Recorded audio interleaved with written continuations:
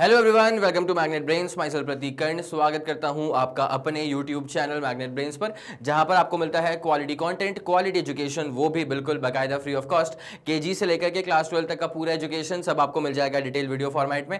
और अगर आप हिंदी मीडियम के स्टूडेंट हैं तो फिर आप जानते हैं क्या करना है आपको। मैग्नेट ब्रेन्स का हिंदी मीडियम चैनल भी है, जा करके सब्सक्राइब कर लीजिएगा और याद से एकदम याद से नोटिफिकेशंस को ऑन कर लीजिएगा। इससे होता क्या है ना कि जैसे हिंदी मीडियम के चैनल पर कोई भी वीडियो अपलोड होता है, चाहे कोई लाइव क्लास हो, कोई अपडेट हो, कोई रिकॉर्डिंग हो, तो उसकी जानकारी उसकी नोटिफिकेशन सबसे पहले आप तक पहुंच जाती हैं। आप किसी भी कंडीशन में कुछ भी मिस आउट नहीं करते। बस एक बात का आप खास ख्याल रखें कि हिंदी मीडियम के चैनल पर क्लास 6 से क्लास 12 तक का पूरा कंटेंट अवेलेबल है।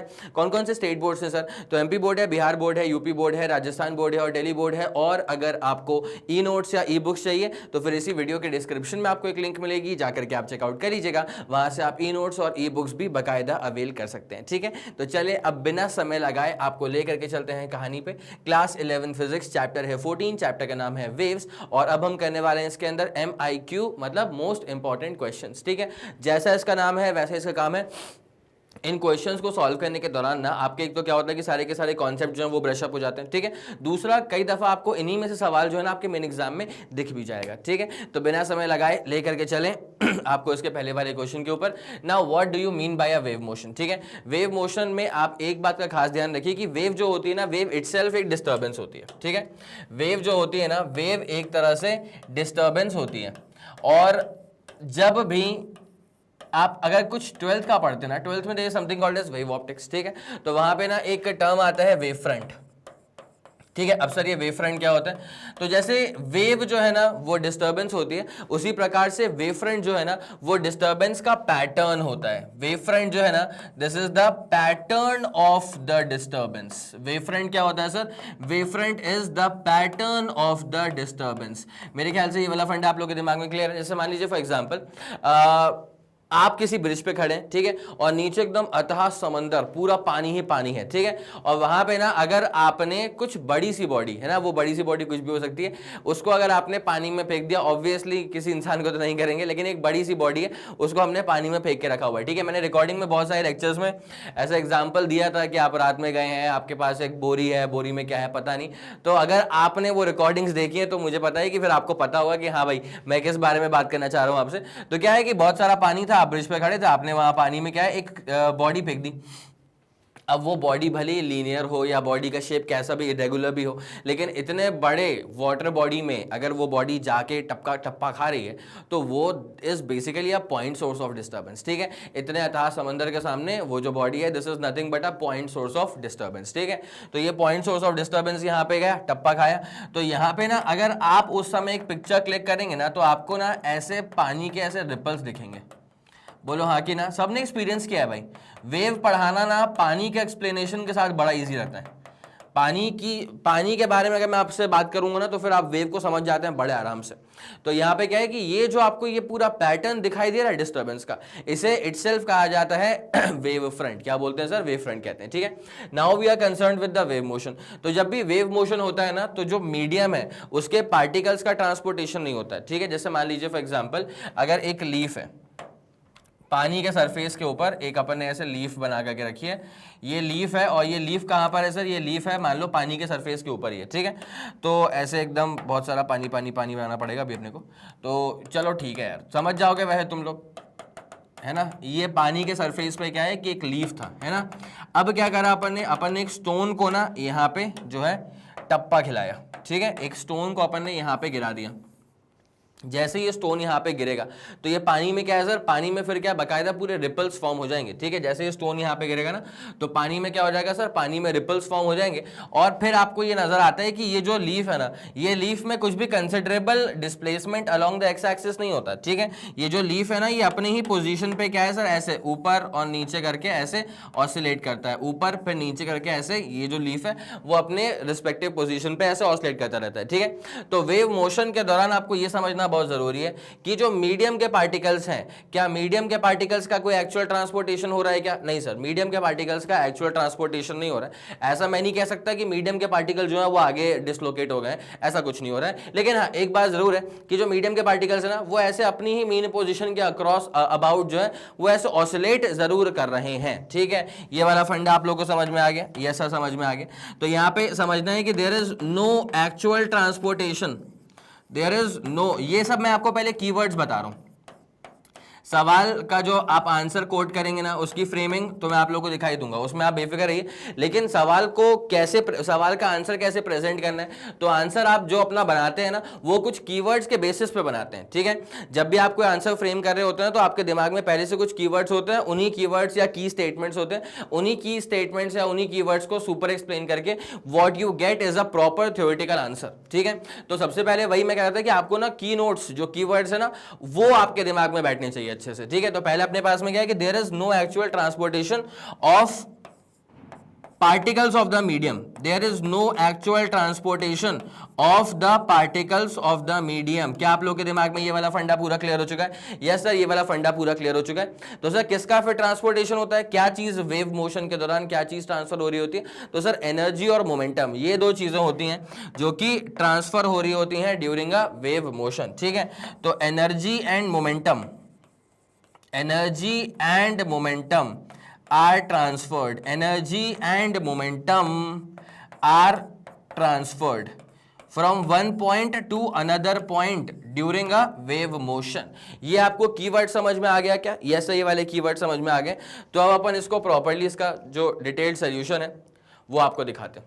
ठीक है, हो गया हो गया हो गया, ये आपने बना लिया होगा इसको। चलिए, ये रहेगा आपके पास में इसका प्रॉपर डिटेल सोल्यूशन।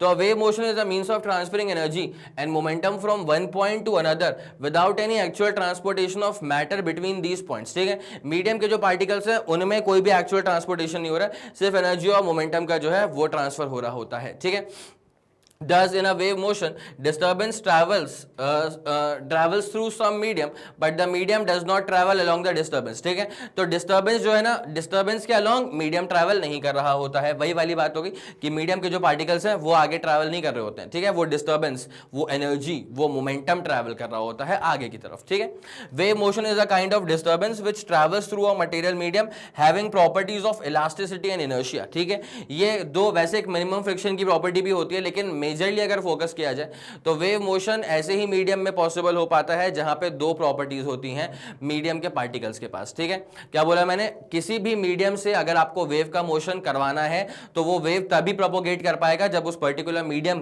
के पार्टिकल्स के पास दो प्रॉपर्टीज होंगी। कौन कौन सी प्रॉपर्टीज हैं सर? वो एक होती है अपने पास इनर्शिया, एक होती है अपने पास में इलास्टिसिटी। ठीक है, इलास्टिसिटी हम लोग जानते हैं क्या होता है। अगर मैंने किसी भी कॉन्फ़िगरेशन पे एक डिफॉर्मिंग फोर्स अप्लाई करा, ठीक है, अभी नहीं मालूम चला है कि यहाँ पे इनर्शिया है कि नहीं है, लेकिन जैसे मैं इसको छोड़ देता हूँ तो अगर बॉडी ने अपना पूरा शेप रीगेन कर लिया, रीअटेन कर लिया, ओरिजिनल पूरे शेप में आ गई, इमीडिएटली आ गई, कंप्लीटली आ गई, तब अपन कहते हैं कि सिस्टम के पास में इनर्शिया है। ठीक है, लेकिन अगर ऐसा होता है कि उसको मैंने छोड़ तो दिया लेकिन बॉडी अपने शेप को पूरा रीगेन नहीं कर पा रही है, ठीक है, या कभी कभी तो करने का ट्राई भी नहीं करती, लाइक प्लास्टिक बॉडीज। ठीक है, तो उस केस में अपन कहते हैं कि अरे बॉडी में इलास्टिसिटी नाम की चीज नहीं है। ठीक है, तो अगर किसी मीडियम के पार्टिकल्स के पास में इनर्शिया है और इलास्टिसिटी की प्रॉपर्टी है, तभी उस मीडियम में से वेव किसी भी केस में प्रोपोगेट कर पाएगा, अदरवाइज तो फिर नहीं कर पाता है। ठीक है, आ गई सीधी सच्ची बात। Okay sir, done.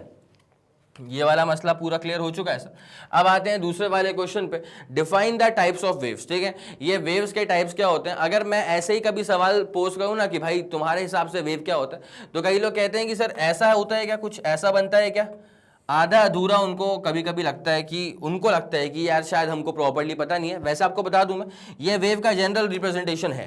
सही बात है, ये जो है ये वेव का जनरल रिप्रेजेंटेशन है। और ये जो पॉइंट है ना, इसे सर कहते हैं अपन क्या, सेंटर ऑफ क्रस्ट। ठीक है, ये जो पॉइंट है ना सर, इसे कहा जाता है सेंटर ऑफ क्रस्ट। ठीक है, और यही जो नीचे की तरफ करेस्पॉन्डिंग इसका पॉइंट आ रहा है ना सर, इसको अपन कहते हैं सेंटर ऑफ ट्रफ। ठीक है ना सर, ओके बढ़िया। तो ये अगर देखा जाए तो this is general graphical representation for any given wave, ठीक है।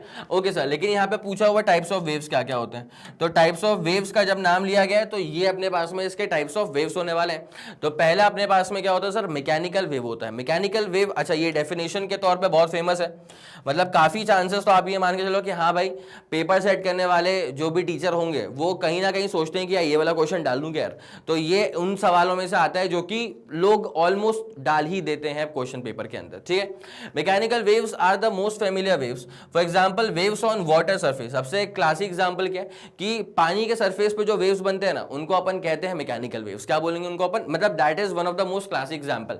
पानी के सरफेस पर जो वेव्स बनते हैं ना, that is one of the most classic example for mechanical waves. यहां पर मीडियम की रिक्वायरमेंट होती है। इलेक्ट्रोमैग्नेटिक वेव्स को अगर प्रोपोगेट करवाना है तो फिर वहां पे जरूरी नहीं है कि मीडियम हो, ठीक है। सन्नाटा वैक्यूम में भी ट्रैवल कर जाएगा, लेकिन अब साउंड की बात कर लो तो साउंड को फिर सर मीडियम चाहिए, साउंड को प्रोपोगेट करने के लिए मीडियम चाहिए। It is not electromagnetic wave जिसको मीडियम, इलेक्ट्रोमैग्नेटिक वेव को मीडियम नहीं चाहिए, साउंड को मीडियम चाहिए होता है, ठीक है। तो मैकेनिकल वेव्स में क्या है sir, for example waves on water surface हो गया, वेव्स ऑन स्ट्रिंग्स हो गया। गिटार लेके तुम बैठे हो, तुमने ऐसे प्लग करा तो वो धन धन धन वो जो पूरा स्ट्रिंग जो उसमें वो वाइब्रेशन डेवलप हुए ना, वो भी तो वेव्स ही है। साउंड वेव्स को ले लिया जाए तो ये सब क्लासिक एग्जांपल होते हैं मैकेनिकल वेव्स के, बिकॉज स्ट्रिंग में भी जो वो वेव डेवलप हो रही है उसके लिए मीडियम क्या है, वो स्वयं स्ट्रिंग खुद मीडियम है, ठीक है।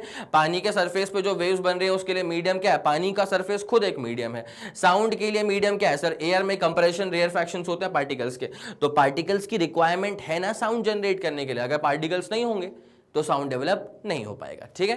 तो ऐसे वेव्स जिनको डेवलप करवाने के लिए आपको मटेरियल मीडियम की रिक्वायरमेंट है, तो ऐसे वेव्स को अपन कह सकते हैं, क्या कह सकते हैं सर, मैकेनिकल वेव्स कह सकते हैं। These waves can be produce और propagated only in a material medium. Material medium मतलब ऐसा मीडियम जहां पर पार्टिकल्स की मौजूदगी बिल्कुल है, लाइक एयर, ठीक है। एयर में है ना पार्टिकल्स, तभी जब साउंड डेवलप होगा तो पार्टिकल्स पहले पास पास में आ जाएंगे, कंप्रेशन, फिर दूर जाएंगे रेयरफैक्शन, फिर पास पास, फिर कंप्रेशन, फिर दूर जाएंगे, फिर रेयरफैक्शन, ठीक है। तो these waves can be produced or propagated only in a material medium such as water, air and rocks, ठीक है। यस सर, ये वाला फंडा पूरा क्लियर हो गया। तो मैं चाहता हूं कि एक बार आप इसका स्क्रीनशॉट ले लें, ये वाला फंडा आप लोग को बेहतरीन तरह से समझ में आना चाहिए। यस सर, ये वाली बात बिल्कुल बेहतरीन तरह से समझ में आ चुकी है। ये अपने पास मैकेनिकल वेव हो गया।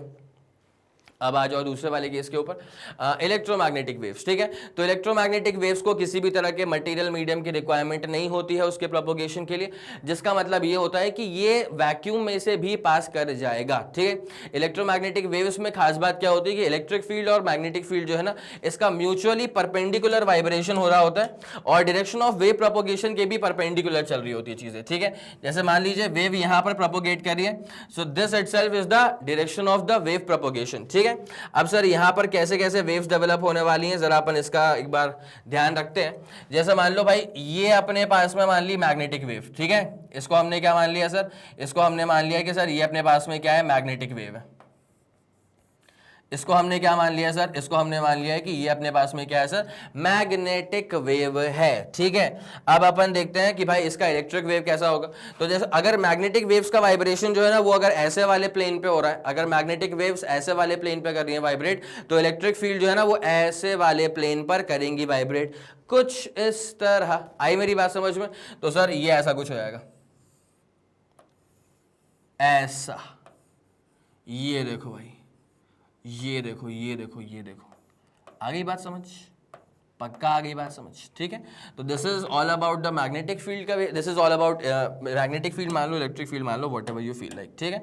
इतना है कि बस इलेक्ट्रिक फील्ड, मैग्नेटिक फील्ड और डायरेक्शन ऑफ वेव प्रोपोगेशन, ये दोनों एक दूसरे के म्यूचुअली परपेंडिकुलर होते हैं तो होते हैं, ठीक है। अब इलेक्ट्रोमैग्नेटिक वेव्स का अगर अपन क्लासिफिकेशन करेंगे फर्दर तो वो 7 तरह के होते हैं। इस पर तो पूरा एक चैप्टर ही है, इलेक्ट्रोमैग्नेटिक वेव्स के नाम पर ही चैप्टर ही है, लेकिन कहाँ पर है, ये तो 11th का लास्ट चैप्टर है ना, तो 12th में आता है, ठीक है। इलेक्ट्रोमैग्नेटिक वेव्स का चैप्टर जो है वो 12th में आपको देखने को मिलेगा। उसमें 7 तरह की वेव्स होती हैं फिर further, radio, micro, infra visible, UV, X ray और गामा रे, ठीक है। इसी ऑर्डर में याद करेंगे उसको, radio, micro, infra visible, UV, X ray, gamma ray. आपके पास तो पूरी प्लेलिस्ट है, आपको जब जो मन करे आप उसको जाकर के देख सकते हैं, अपनी जिज्ञासा को आप शांत कर सकते हैं, ठीक है। किसी का दिमाग में अटक गया कि आप तो जानना है यार कि वो 7 तरह की वेव्स क्या होती हैं, तो कुछ नहीं करना है, 12th की प्लेलिस्ट खोल लेना और 12th की प्लेलिस्ट में आपको सब चीजें मिल जाएंगी एकदम डिटेल्ड में और एकदम जमे हुए ऑर्डर में, ठीक है। ओके सर, तो ये अपने पास हो गया, अपने पास पास क्या, इलेक्ट्रोमैग्नेटिक वेव्स। अच्छा आखिरी क्या होता है, मैटर वेव्स, ठीक है। This was basically conceptualised by de Broglie. उन्होंने ये कहा था कि जमाने भर में कोई भी चीज जिसका मास m के बराबर है, अगर वो चीज मूव कर रही है विद सम वेलोसिटी v, जमाने भर में कोई भी चीज जिसका मास m के बराबर है, अगर वो मूव कर रही है विद सम वेलोसिटी v, तो उसके पास ना एक मोमेंटम एसोसिएटेड होगा, दैट्स फॉर श्योर। मोमेंटम का फॉर्मूला क्या होता है सर, मोमेंटम क्लास 11 का बहुत ही प्यारा टॉपिक था, mass into velocity is nothing but momentum, ठीक है। तो अगर कोई बॉडी जिसका मास m के बराबर है, अगर वो मूव करे विद सम वेलोसिटी v, तो उसके साथ में एक वेव एसोसिएटेड होती है, और उस वेव का जो वेवलेंथ होता है ना, वो कैसे निकालेंगे अपन, तो पहली बात तो उस वेव को बोलते हैं मैटर वेव, ठीक है। उस वेव को अपन क्या नाम देंगे, इस वेव को मैं क्या नाम दूं, तो सर मैटर वेव नाम दे दिया गया है, ठीक है, सोचने की जरूरत है नहीं आपको। और ये चीज मेरे ख्याल में केमिस्ट्री में भी कई दफा आती है। तो मैटर वेव जो है उसका फॉर्मूला क्या, मैटर वेव का जो वेवलेंथ है उसका फॉर्मूला होता है h/mv, जहां पर h क्या होगा सर, दिस देखो mv तो हम जानते हैं ना सर, mv अपने पास में क्या है, मोमेंटम है, h अपने पास में क्या होगा sir, h is the Planck's constant. अरे बोले हाँ कि ना, ये वाला फंडा पूरा क्लियर है क्या, h is the Planck's constant, yes sir, clear है। तो ये मैकेनिकल वेव्स हो गई हैं, इलेक्ट्रोमैग्नेटिक वेव्स हो गई हैं, और तीसरी अपने पास में क्या आ गई थी सर, मैटर वेव्स आ गई थी। यहां तक का फंडा का पूरा क्लियर है, तो जल्दी से इसका स्क्रीनशॉट लेना, फिर अपन कहानी में आगे बढ़ते हैं इसके अगले वाले सवाल की तरफ, ठीक है। ओके सर, डन हो चुका है। डिस्क्राइब ट्रांसवर्स वेव मोशन, ठीक है। ट्रांसवर्स वेव मोशन क्या होता है, इलेक्ट्रोमैग्नेटिक वेव्स में जो वो वेव का मोशन था ना, जिसमें दो पैरामीटर्स जो होते हैं वो एक दूसरे के परपेंडिकुलर तो होते ही हैं, साथ ही साथ डायरेक्शन ऑफ वेव प्रोपोगेशन के भी परपेंडिकुलर मूव कर रहे होते हैं। ऐसे केस में अपन कहते हैं कि ट्रांसवर्स वेव मोशन हो रहा है। एक बार पहले इलेक्ट्रोमैग्नेटिक वेव का डायग्राम बना लो, उसके बाद तो फिर अपन इसकी जो रिक्वायर्ड थ्योरी है वो एक्सप्लेन कर ही देंगे, ठीक है। जल्दी करना प्लीज। चलिए फिर इसमें आगे बढ़े। यस सर, तो डिस्क्राइब ट्रांसवर्स वेव मोशन, इसमें क्या होता है सर कि मीडियम के जो भी पार्टिकल्स होते हैं ना, वो डायरेक्शन ऑफ वेव प्रोपोगेशन के परपेंडिकुलर वाइब्रेट कर रहे होते हैं, ऊपर नीचे करके, ठीक है। तो जरा ध्यान देंगे अपन कि इन ट्रांसवर्स वेव मोशन, यहाँ बोला है कि ट्रांसवर्स वेव मोशन को डिफाइन करिए। तो in the case of transverse wave motion, all the particles of the medium, ठीक है, in the case of transverse wave motion, all the particles of the medium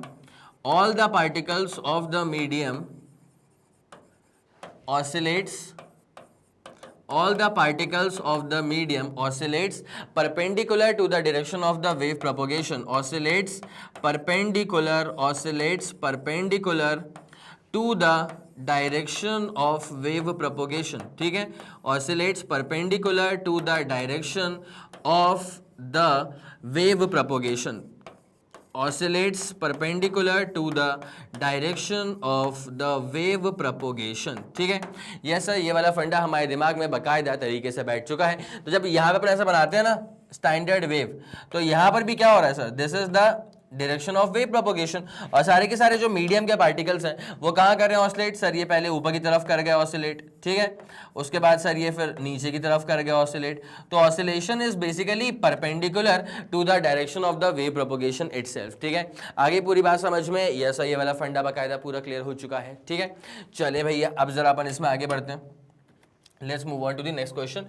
Discuss about the characteristic that the material medium must possess for the propagation of transverse waves. ठीक है, हम लोग ये चीज़ देख चुके थे, स्टार्टिंग में हमने इसकी बात करी थी कि सर किसी भी मीडियम में से अगर ट्रांसवर्स वेव, देखो ट्रांसवर्स वेव का मतलब क्या होता है कि मीडियम के पार्टिकल्स का ऑसिलेशन हो रहा होता है, ठीक है। इसका मतलब मीडियम के पास पार्टिकल्स होते हैं, इसका मतलब medium is a mechanical medium, material medium, ठीक है। तो सर यहाँ पर जो अपने पास में दो कैरेक्टरिस्टिक प्रॉपर्टीज उस मीडियम के पास में होनी चाहिए वेव को प्रोपोगेट करवाने के लिए, वो होती है इलास्टिसिटी और इनर्शिया। क्या होती है सर, इलास्टिसिटी, इनर्शिया, और एक मिनिमम फ्रिक्शन की प्रॉपर्टी भी होती है, ठीक है।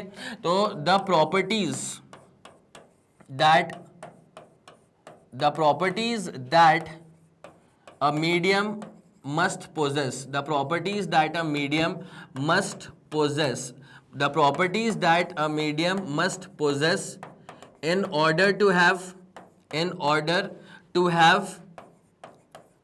propagation of wave through it, in order to have propagation of wave through it, in order to have propagation of wave through it, are देखिए कौन कौन सी प्रॉपर्टीज होती हैं यहाँ पे, तो सर बेसिकली यहाँ पे होती हैं 3 तरह की प्रॉपर्टीज, ठीक है, 1 2 3, ठीक है। उसमें पहली क्या आएगी सर, इलास्टिसिटी। अगर मटेरियल के पास में इलास्टिसिटी होती नहीं है, अगर मान लो उस मीडियम के पास में इलास्टिसिटी वाली प्रॉपर्टी नहीं होगी, तो जो अपने पास पार्टिकल ऊपर की तरफ गए हैं अब वो क्या नीचे की तरफ आ पाएंगे, नहीं सर, तो फिर ट्रफ बन ही नहीं पाएगा। आई मेरी बात समझ में? या जब वो नीचे की तरफ आ रहे होंगे तो अगर यहाँ पर उनके पास इनर्शिया नहीं होता, इनर्शिया ऑफ मोशन, तब तो पार्टिकल्स यहाँ पर रुक जाते हैं बेस लाइन पे आकर के। लेकिन सर ऐसा नहीं होता है, बेस लाइन के नीचे की तरफ जाते हैं और ट्रफ बनाते हैं, ठीक है। इनर्शिया हो गया, और जो मैंने अभी इसकी बात करी, इनर्शिया की बात करी मैंने, ठीक है। अगर इनर्शिया नहीं होता तो बेस लाइन पे पार्टिकल्स रुक जाएंगे ना, क्या बोला मैंने, अगर इस मीडियम के पास में इनर्शिया नहीं होगा तो बेस लाइन पे आकर के पार्टिकल जो है वो रुक जाएंगे, जो कि वैसा होता नहीं है, ठीक है। तो मतलब इसके पास इनर्शिया होगा, मीडियम के पार्टिकल्स के पास इलास्टिसिटी हो गया, इनर्शिया हो गया, और दूसरा क्या होता है कि सर ज्यादा लॉस नहीं आना चाहिए ना, ठीक है। मान लो अगर फ्रिक्शन बहुत ज्यादा होगा तो जितना अच्छा एम्पलीट्यूड क्रस्ट में आया था उतना तगड़ा एम्पलीट्यूड ट्रफ में नहीं ना आ पाएगा। आई मेरी बात समझ? इसलिए क्या है कि मिनिमम फ्रिक्शन होना चाहिए तो मजा आता है, ठीक है। इलास्टिसिटी हो गया, इनर्शिया हो गया, और तीसरा फंडा क्या होता है sir, the medium should possess minimum friction. It should possess what? It should possess minimum friction sir, ठीक है। ये वाला फंडा आ गया समझ? Yes sir. तो जो प्रॉपर्टीज होनी चाहिए वो 3 तरह की होती हैं, इलास्टिसिटी हो गया, इनर्शिया हो गया, और क्या हो गया सर, मिनिमम फ्रिक्शन हो गया। It is as simple as that, ठीक है। चलिए अब जरा बड़े इसके अगले वाले सवाल पे आते हैं। What do you mean by longitudinal wave motion, ठीक है। ट्रांसवर्स वेव मोशन में क्या हुआ था, ट्रांसवर्स वेव मोशन में मीडियम के सारे पार्टिकल जो थे ना वो डायरेक्शन ऑफ वेव प्रोपोगेशन के परपेंडिकुलर ऑसिलेट कर रहे थे। लेकिन लॉन्गिट्यूडनल वेव्स में क्या होता है कि मीडियम के जो पार्टिकल्स होते हैं ना सर, वो along the direction of wave propagation he oscillate कर रहे होते हैं, ठीक है। तो अपन यहां पे लिख देते हैं कि in the case of longitudinal waves, ठीक है, in the case of longitudinal waves क्या होता है, in the case of longitudinal waves the disturbance oscillates, disturbance मतलब कंप्रेशन फिर रिएक्शन, फिर कंप्रेशन फिर रिएक्शन, ठीक है। तो the disturbance oscillates, the disturbance oscillates, the disturbance oscillates in the same direction, the disturbance oscillates in the same direction of the wave propagation, the disturbance oscillates in the same direction of the wave propagation, the disturbance oscillates in the same direction of the wave propagation। क्या आप लोग के दिमाग में ये वाला फंडा पूरा क्लियर है सर? बकायदा पूरा क्लियर हो चुका है, ठीक है। तो सर यहाँ पे कैसे कैसे चीजें होंगी, तो जरा यहाँ देखो, पहले यहाँ पे अपने पास में क्या है, अपन बनाते हैं कंप्रेशन, ठीक है। पहले अपने पास में क्या हो गया सर, कंप्रेशन हो गया। उसके बाद में क्या आएगा सर, फिर अपने पास में आएगा रेयरफैक्शन, दूर दूर हो जाएंगे पूरे पार्टिकल्स, ठीक है। फिर अपने पास वापस क्या आएगा सर, अपने पास वापस आएगा कंप्रेशन, ठीक है। और उसके बाद सर वापस क्या आएगा यहाँ पे सर, वापस से रेयरफैक्शन आएगा, ठीक है। तो ये अपने पास में इसका पूरा डेवलपमेंट हो जाएगा। अब बस जरा 2 मिनट का समय दीजिएगा, मैं एक बार इसको ट्रिम कर दूं यहाँ से। यस सर, गजब। इसको अपन ने यहाँ से ट्रिम कर दिया पूरा, ठीक है। इसको हमने यहाँ से कर दिया है क्या, ट्रिम। चलिए चलिए चलिए, अब जरा इसको ऊपर से भी ट्रिम कर दें। डायग्राम क्या है, खूबसूरत बनता है ना तो चीज़ें फिर दिमाग में जाती हैं प्यार से, ठीक है। तो आप यहाँ पे देख पा रहे हैं सर कि this area is basically representing compression, ठीक है। यहाँ पे दूरियां आ गई हैं तो रेयरफैक्शन, फिर ये कंप्रेशन हो गया है सर, और फिर से अपने पास में क्या हो चुका है सर, रेयरफैक्शन हो चुका है, ठीक है। तो distance between 2 consecutive centres of crust बोल रहा हूँ, कंप्रेशन। इसको आप चाहें तो आप इसको वेवलेंथ बोल देना, कोई दिक्कत नहीं है। या फिर सेंटर ऑफ रेयरफैक्शन और ये centre of rarefaction, 2 consecutive centres of rarefaction के बीच की दूरी, इसको भी अपन आराम से वेवलेंथ बोल सकते हैं, कोई दिक्कत नहीं है। तो मेन चीज क्या थी सर कि ये अपने पास डायरेक्शन ऑफ ऑसिलेशन है, ठीक है। कंप्रेशन फिर रेयरफैक्शन, कंप्रेशन फिर रेयरफैक्शन, ठीक है। और इसी डायरेक्शन में अपना वेव जो है वो भी तो प्रोपोगेट कर रहा है। तो यहाँ पे डायरेक्शन ऑफ वेव प्रोपोगेशन, सुनना मेरी बात को अच्छे से, डायरेक्शन ऑफ वेव प्रोपोगेशन और direction of oscillation of the medium particles वो बिल्कुल सेम है। अगर सेम है इसका मतलब क्या है सर, ये बन चुकी है अपने पास में लॉन्गिट्यूडनल वेव्स। ट्रांसवर्स वेव में क्या था कि परपेंडिकुलर वाइब्रेशन चल रहे थे, यहां अपने पास में हो जाएगा ये जिस डायरेक्शन में वेव प्रोपोगेट करी उसी तरफ यहाँ पे वाइब्रेशन का भी डायरेक्शन था, तो दैट्स वाई लॉन्गिट्यूडनल वेव्स, ठीक है। साउंड वाले केस में ऐसे ही। आगे बढ़ते हैं भाई, describe the compression, concept of compression. तो अभी जो आप लोगों ने देखा, ठीक है, इसमें से मैं बाकी जो थ्योरी है उसको यहाँ से उड़ा दूंगा, बिकॉज इस क्वेश्चन के आंसर में you need to draw this entire diagram, ठीक है। तो अब इसको क्या है कि प्राइम इंपॉर्टेंस मिलने वाली है, इसको मिलने वाली है सर प्राइम इंपॉर्टेंस, ठीक है। इसको जरा ऊपर की तरफ शिफ्ट किया जाएगा, यस सर बिल्कुल सही है। तो describe the concept of compression. तो कंप्रेशन दरअसल वो रीजन होता है जहां पे क्या है सर प्रेशर बढ़ जाता है और वॉल्यूम कम हो जाती है, ठीक है। तो अपन लिख देंगे इसको कि compression can be defined as the region in the space, compression can be defined, compression can be defined as the region in the space, compression can be defined as the region in the space where, compression can be defined as the region in the space where, जहां पे क्या होता है sir, जहां पे sir होता ही है कि वॉल्यूम जो है वो कम हो जाता है, प्रेशर जो है वो बढ़ जाता है, ठीक है। Where the volume decreases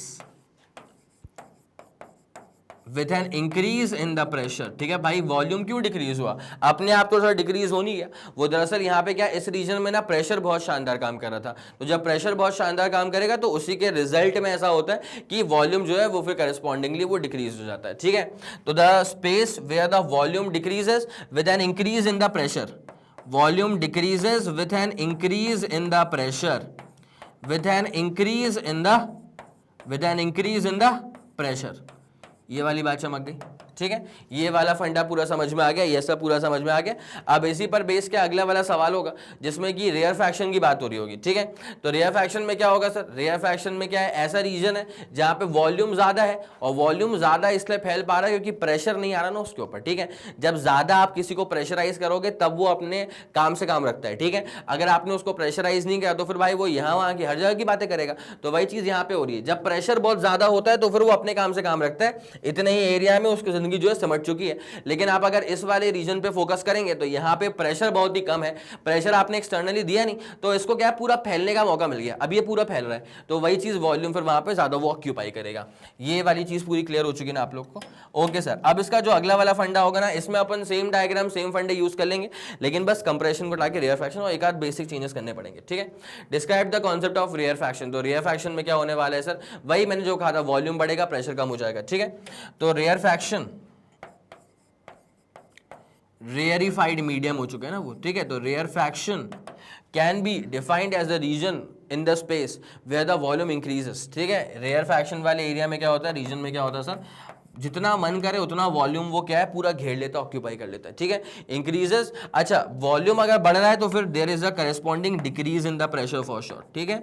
there is a corresponding decrease in the pressure for sure, it is as simple as that, ना इससे कुछ ज्यादा ना इससे कुछ कम। तो मैं चाहूंगा एक बार आप इसका स्क्रीनशॉट ले लें, उसके बाद फिर हम कहानी में आगे की तरफ बढ़ते हैं। ओके सर डन, ये वाली चीज भी बाकायदा हमें पूरी क्लियर आउट हो चुकी है। अब आपको इसी उम्मीद पे क्या है 8वें सवाल पे लेके चलते हैं, ठीक है।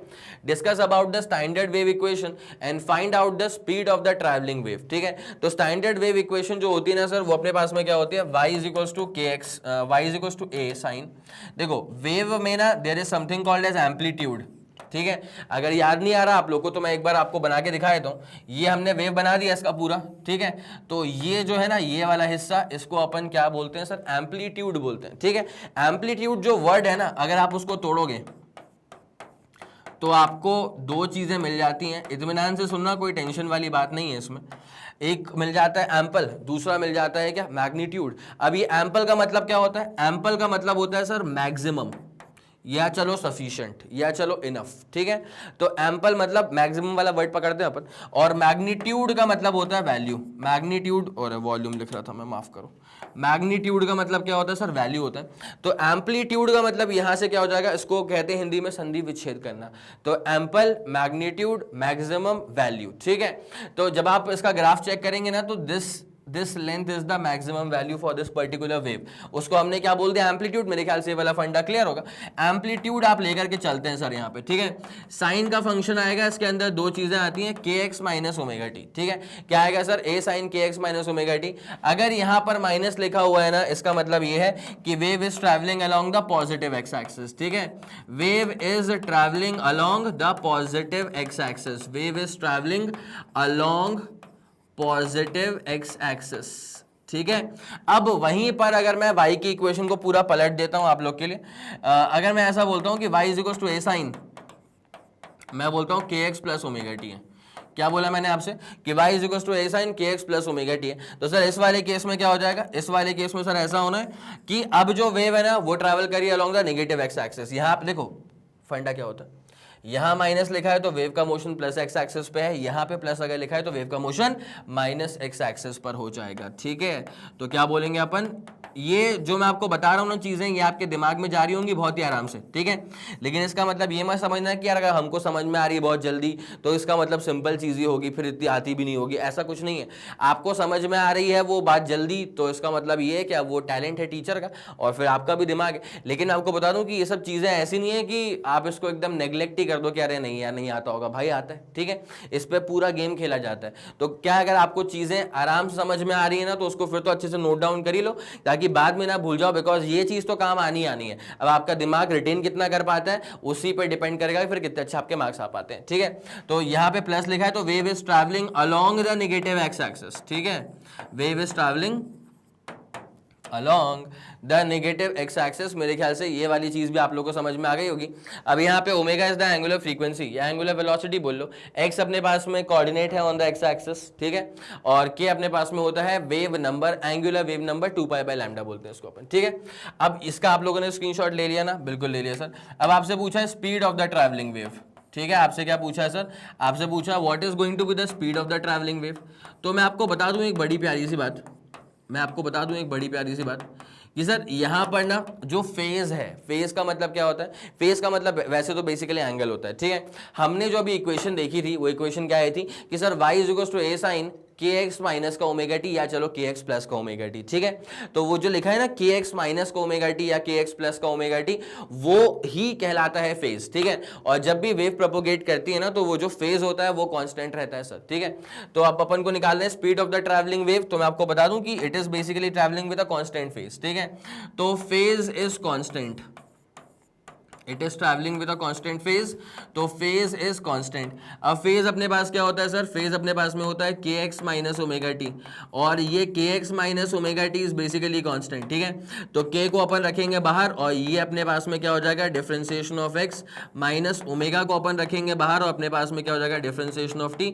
और कांस्टेंट का जैसे आप करोगे डिफरेंशिएशन तो answer is going to be nothing but zero itself. ठीक है, अब क्या होता है, x मैंने कहा था कि this is the x coordinate. ठीक है, x कुछ नहीं है, डिस्टेंस है और कुछ नहीं है x। ठीक है, डिस्टेंस का डिफरेंशिएशन क्या होता है सर, वेलोसिटी होता है, तो वही तो पूछा हुआ था speed of the travelling wave. ठीक है, इसको मैं यहाँ फेंक देता हूँ और dt/dt जो है वो तो 1 हो चुका है। तो देयरफॉर अब जो मैं निकालूंगा ना यहाँ से velocity of the travelling wave, ठीक है, वो वेलोसिटी हमारे पास में क्या बनेगी, सिंपल सी चीज है यार, जरा ध्यान देंगे तो v इज इक्वल टू हो जाएगा ओमेगा बाई के एंड दैट्स इट।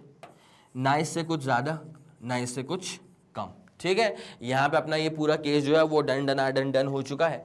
तो 8वां सवाल जो था वो आप लोग के लिए हो चुका है सॉल्व। ठीक है, पहले आप लोगों को इक्वेशन से वाकिफ करवाया और इक्वेशन से वाकिफ करवाने के बाद फिर अपन ने यहाँ पे निकाल लिया speed of the travelling wave. ठीक है, ये भी सवाल का ही पार्ट था। ठीक है, discuss about the standard wave equation वो कर चुका एंड फाइंड द क्या था, find out the speed of the travelling wave, वो भी हमने निकाल के रख लिया। ठीक है, इसको उड़ाया जाए यहाँ से। Discuss about Newton's formula for velocity of sound in gases. Newton का जो फॉर्मूला था ना for velocity of sound in gases, वो जो आंसर दे रहा था वो आंसर बहुत गलत हो गया था। ठीक है, तकरीबन 16% का एरर आ चुका था। देखो थोड़ा बहुत तो एरर आते रहता है चीज़ों में, ठीक है, लेकिन 16% का error is something which is not easily accepted. ठीक है, आप उसको ऐसे लेट गो नहीं कर सकते हो। तो न्यूटन के फॉर्मूले में इतना बड़ा एरर आया क्यों, ठीक है, क्या उनका कॉन्सेप्चुलाइजेशन में सबसे बड़ी गलती हो गई थी उनसे कि जिसकी वजह से उनका आंसर बहुत ज़्यादा गलत हो गया था। मतलब आपको बताऊं मैं, रियल वैल्यू जो होती है ना, जो एक्सपेरिमेंटली फाइंडेड है, वो ये है कि velocity of sound in gases is about 332 metre per second. ठीक है, 332 मीटर पर सेकंड के आसपास होती है velocity of sound in gases. लेकिन न्यूटन के कॉन्सेप्चुलाइजेशन, उनके कैलकुलेशन के अनुसार, उन्होंने थर्मोडायनामिक्स भी लगाई थी। ठीक है, उनके अनुसार जो वेलोसिटी निकली थी वो 280 मीटर पर सेकंड। ठीक है, तो यहाँ पे जो एरर आया था ना सर, वो आया 16% के आसपास का। उसको फिर ठीक किया था लैपलेसनेस का, जो आखिरी सवाल होगा वो लैपलेस करेक्शन के ऊपर ही होगा। तो मैं आपसे अभी इस पॉइंट ऑफ टाइम पे ये चाहता हूं कि आप जरा कमेंट सेक्शन में जा करके ना एक बार अपना दिल खोल के वहां पे रख दें और मुझे बता दें कि न्यूटन ने वहां पे क्या गलती करी थी, क्या था वो आइसोथर्मल, क्या था वो एडियाबैटिक, क्या इन्होंने सोच लिया, क्या लैपलेस ने सही करवा दिया, वो सब चीजें जो भी आपको लगता है, ठीक है, जितना भी आपने सीखा है, कहां से सीखा होगा भाई, आपने सीखा होगा इसको रिकॉर्डिंग में, मेरे ही वीडियो से एक लैपलेस करेक्शन पर बेस्ड डेडिकेटेड वीडियो आया होगा, ठीक है, वहां पे हमने बहुत ही इत्मीनान से बात करी थी पूरे न्यूटन के फॉर्मूले के बारे में और लैपलेस के करेक्शन के बारे में, ठीक है, आपने जरूर देखा होगा, अगर नहीं भी देखा है मैं चाहता हूं कि भाई एक बार जाकर के देख लेना इस पॉइंट ऑफ टाइम पे, ठीक है, तब उसके बाद जो मैं इसका सोल्यूशन करूंगा ना वो आपको समझ में आएगा। लेकिन जिन लोगों ने पूरे वीडियोस को फॉलो करा है अब वो इस पॉइंट ऑफ टाइम पे जाकर के अपना आंसर अच्छे से लिखेंगे कमेंट सेक्शन के अंदर, ठीक है भाई, मैं देखने वाला हूं, इस बात का खास ख्याल रखना प्लीज, ठीक है, जल्दी आंसर लिखिए, उसके बाद फिर अपन इसको आकर के पूरा सॉल्व करते हैं। चलो फिर आगे बढ़ जाएं इसमें, है ना। तो यहाँ पे न्यूटन ने क्या कॉन्सेप्चुलाइजेशन लगाया था कि कैसे निकलेगी velocity of sound in air, ठीक है, तो न्यूटन को ये लगा था कि भाई जब भी साउंड का सोर्स कहीं पे चालू होता है, ठीक है, तो वहां पे क्या कि कंप्रेशन बनते हैं, रेयरफैक्शन बनते हैं, कंप्रेशन बनते हैं, रेयरफैक्शन बनते हैं। तो कंप्रेशन में जो हीट डेवलप हुई है, क्या बोला मैंने, कंप्रेशन के रीजन में जो हीट डेवलप हुई है ना वो आगे रेयरफैक्शन के रीजन में लिबरेट हो जाती है, ठीक है, उसके बाद जो यहाँ पे फिर वापस से जब कंप्रेशन आता है तो फिर वापस से यहाँ पे हीट डेवलप होती है और फिर वो आगे रेयरफैक्शन के रीजन में फिर से लिबरेट हो जाती है, ठीक है, ये इसका पूरा फंडामेंटल था, बोलो हाँ कि ना, ये इसका पूरा, ये न्यूटन को ऐसा लगा था कि जो कंप्रेशन के रीजन्स में हीट अभी डेवलप करी गई है वो आगे रेयरफैक्शन के रीजन्स में लिबरेट कर दी जाती होगी, ठीक है, अकॉर्डिंग टू न्यूटन। तो यहाँ पे इस पूरे प्रोसेस में अगर ऐसा है कि भाई जो आपने यहाँ पे हीट कमाई वो आगे आपने लुटा दी तो अल्टीमेटली टेम्परेचर यहाँ पे पूरा कांस्टेंट हो गया था, ठीक है, तो न्यूटन के अनुसार अगर चला जाएगा ना तो न्यूटन ने ये सोचा था कि ये जो पूरा प्रोसेस है this has to be an isothermal process, ठीक है, आइसोथर्मल कांस्टेंट टेम्परेचर, ठीक है, तो न्यूटन assumed या Newton conceptualized that the heat produced in the compression region, the heat produced in the compression region, the heat produced in the compression region is lost to the surrounding, is lost to the surrounding in rarefaction region, ठीक है, is lost to the surrounding in rarefaction region।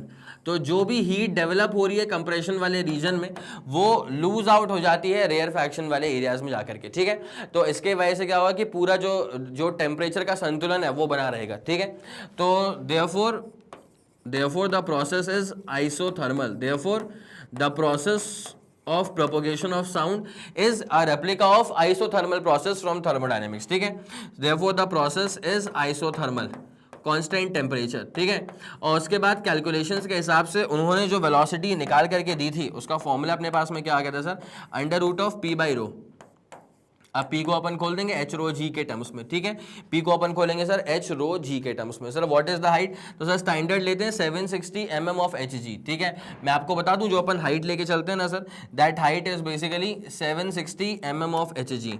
अब sir इसको अपन solve कैसे करेंगे, तो कुछ नहीं है यार, mm ऑफ एच जी मतलब मर्क्यूरी होता है, ठीक है, तो 760 अपन को चाहिए मीटर्स में, तो मिली मतलब 10 की पावर -3, इसको अपन सॉल्व आउट करेंगे तो 0.76 मीटर्स आएगा, ना इससे कुछ ज़्यादा ना इससे कुछ कम, ठीक है, तो अपने पास में हाइट कितना आ गया सर, p की जगह h रो g तो 0.76, रो कितना होगा sir 13.6 10 to the power 3, this is the density of mercury, ठीक है, और g अपने पास में क्या होगा सर 9.8, और नीचे अपन क्या लेंगे सर, नीचे फिर अपन को लेना पड़ेगा डेंसिटी ऑफ द एयर, ठीक है, जिस मीडियम में ये जो वेव्स हैं वो प्रोपोगेट कर रही हैं, ठीक है, तो this rho is the density of air, this rho is the density of air. Sir कुछ नहीं है 1.293 के बराबर की इसकी वैल्यू होती है सर, ठीक है, इसकी वैल्यू क्या होती है सर 1.293 के बराबर की होती है। इसको हम जैसे ही फर्दर सॉल्विंग करेंगे तो हमारा आंसर कितना आ जाएगा सर 280 मीटर पर सेकेंड। इसके कुछ टाइम के बाद एक बात हो गई थी भाई फिगर आउट एक्सपेरिमेंटली कि भाई 332 मीटर पर सेकेंड 332 मीटर पर सेकेंड के आसपास की होती है वेलोसिटी, ठीक है, तो ये थोड़ा बहुत नहीं कुछ ज़्यादा ही डिफरेंस आ रहा है, तो उसका मतलब न्यूटन फॉर्मूला को फिर अपन सही नहीं मान सकते ना। जी हाँ सही सोच रहे हैं आप, न्यूटन भी गलत हो गए थे एक जगह पे, भाई फिजिक्स है पूरा खेल दिखाती है, ठीक है, तो ये वाली बात समझ में आ गई है। तो ये अपने पास में इनका जो कॉन्सेप्चुअल दिक्कत क्या आ गई थी कि इनको लगा कि भाई जो प्रोसेस होगा ना वेव प्रोपगेशन का वो होगा आइसोथर्मल, ठीक है, नाउ ये आप लोगों ने नोट कर लिया होगा। अब आता है सवाल क्या है लैपलेस करेक्शन के बारे में, ठीक है, तो लैपलेस ने ये फिगर आउट किया कि भाई न्यूटन से गलती क्या होगी, ठीक है, कॉन्सेप्चुअली गलती क्या हो गई थी कि प्रोसेस इज आइसोथर्मल। तो अब लैपलेस ने ये कहा था कि जब साउंड प्रोपोगेट करती है किसी भी मीडियम के थ्रू तो वो इतना फास्ट एक्सचेंज होता है, इतना फास्ट एक्सचेंज होता है, मतलब इतना फास्ट प्रोपोगेशन होता है कि कंप्रेशन वाले रीजन को टाइम ही नहीं मिलता कि वो हीट जो है वो लिबरेट कर सके रेयरफैक्शन वाले रीजन को। ठीक है, तो प्रोपोगेशन इतना रैंडम, इतना फास्ट हो रहा होता है कि there is no time for the exchange of heat. ठीक है, तो वहां पे संतुलन जो है टेम्परेचर का जो बिगड़ जाता है। ठीक है, और process is basically called as adiabatic process. ठीक है, अब जब एडियाबैटिक प्रोसेस होगा तो यहां पे देख लेते हैं अपन कि according to Laplace the propagation is so fast, so there is no time for the exchange of heat. There is no time for the exchange of heat. Heat को एक्सचेंज करने के लिए कोई टाइम ही नहीं मिलता है, तो there is no time for the exchange of heat. Therefore the process should be adiabatic and not isothermal. Therefore the process is adiabatic and not isothermal in nature. Therefore the process is an adiabatic process. तो sir अगर adiabatic process है तो हम लोग पूरा पढ़ के रखे हैं थर्मोडायनेमिक्स। एडियाबैटिक में ना गामा का इंट्रोडक्शन होता है। गामा क्या होता है सर? स्पेसिफिक हीट का रेशियो होता है, तो Cp/Cv उसकी वैल्यू रफली क्या होती है 1.41 के आसपास होती है। ठीक है, तो therefore the process is adiabatic process. तो सर वेलोसिटी का जो फॉर्मूला अभी हम लोग को न्यूटन ने बताया था ना, दैट वाज P/ρ। इसमें कुछ नहीं होगा, सिर्फ एक हल्का चेंज होगा। सिंस ये प्रोसेस एडियाबैटिक प्रोसेस हो चुका है तो फिर गामा से आप इसको मल्टीप्लाई कर दीजिएगा, तो सर ये आ जाएगा अपने पास में √1.41। गामा की वैल्यू होती है 1.41। ठीक है, और उसके बाद √P/ρ को अपन सॉल्व करेंगे तो 280 मीटर पर सेकेंड। इसको फर्दर पूरा सॉल्व इन करने के बाद में अप्रोक्सीमेटली जो आंसर आएगा ना सर वो आएगा 332 मीटर पर सेकेंड का। ठीक है, तो न्यूटन के फॉर्मूले में कितना एरर आ गया था, तो अगर आपको परसेंटेज एरर निकालना हो ना तो आपको बस ये करना पड़ेगा कि कितनी वैल्यू थी 332 माइनस न्यूटन ने क्या फिगर आउट करी 280 अपॉन ट्रू वैल्यू इनटू अपन करेंगे 100%, तो आपको रफली मिल जाएगा ये कितना 16% का percentage error in the calculation of velocity of sound in gases bye Newton. ठीक है, तो ये अपने पास में परसेंटेज एरर आ चुका है। मैं वही तो कह रहा था कि sir 16% is a massive value. ठीक है, ये इतना बड़ा एरर है कि आप इसको लेट गो नहीं कर सकते हैं। ठीक है, ये वाली चीज पूरी समझ में आ गई थी आप लोग को। ये एडिशनल इन्फॉर्मेशन मैंने आप लोग को दे दी है, हालांकि जो सवाल का जवाब जहां तक चाहिए था वो सिर्फ सर यहीं तक चाहिए था। ठीक है, क्लियर हो गया पूरा फंडा? यस सर, बाकायदा पूरा फंडा क्लियर हो चुका है। Laplace correction is all clear for us. और इसी के साथ खत्म होता हुआ हमारा ये जानदार शानदार सा लेक्चर। उम्मीद करता हूं कि आपको हर एक बात बहुत ही बेहतरीन तरह से समझ में आ गई होगी। आपको लगा होगा कि इस वीडियो ने सच में आपकी हेल्प करी है। ठीक है, अगर आपको लगा कि इस वीडियो ने सच में आपकी हेल्प करी है तो फिर बनता ही है कि आप इस वीडियो को लाइक करेंगे और उसके बाद इस वीडियो को फैला दो अपने सारे मित्र मंडल में। सबको ये बात मालूम चल जानी चाहिए कि मैग्नेट ब्रेन्स के चैनल पर प्लेलिस्ट में फिजिक्स में क्या क्या शानदार चीज़ें ऐड हो चुकी हैं और क्या ज़बरदस्त चीज़ें आप तक और भी जल्द से जल्द पहुँचने वाली हैं। ठीक है, अगर आपका कोई भी फीडबैक है या सजेशन है, तारीफ है या बुराइयाँ हैं या जो कुछ भी है, तो बड़े प्यार भरे शब्दों में अपनी सारी बातें आप मुझ तक पहुंचा सकते हैं यूजिंग द कमेंट सेक्शन। मैं और मेरी पूरी टीम सुपर एक्टिव रहेगी। हम लोग बाकायदा सारे कमेंट्स को चेक करते हुए चलते हैं, बिकॉज आपके ही फीडबैक पे काम करके वीडियोस की जो क्वालिटी है वो टॉप नॉच लेवल तक पहुंचती है और फिर हम आप तक डिलीवर कर पाते हैं। ठीक है, इसी के साथ खत्म करेंगे इस पूरे वीडियो को। और जैसे कि आप सब लोग जानते हैं कि मैग्नेट ब्रेन्स जो प्रोवाइड करता है वो है English medium as well as Hindi medium वाली classes with entire full complete syllabus coverage. उसी के साथ साथ CBSE board, Delhi board, Bihar board, UP board, MP board, Rajasthan board और वैदिक मैथ्स क्रैश कोर्स और स्पोकन इंग्लिश। इसके अलावा अगर आपको कोई भी इंफॉर्मेशन चाहिए तो फिर आप मैग्नेट ब्रेन्स के ऑफिशियल वेबसाइट पर विजिट कर सकते हैं। Thank you so much.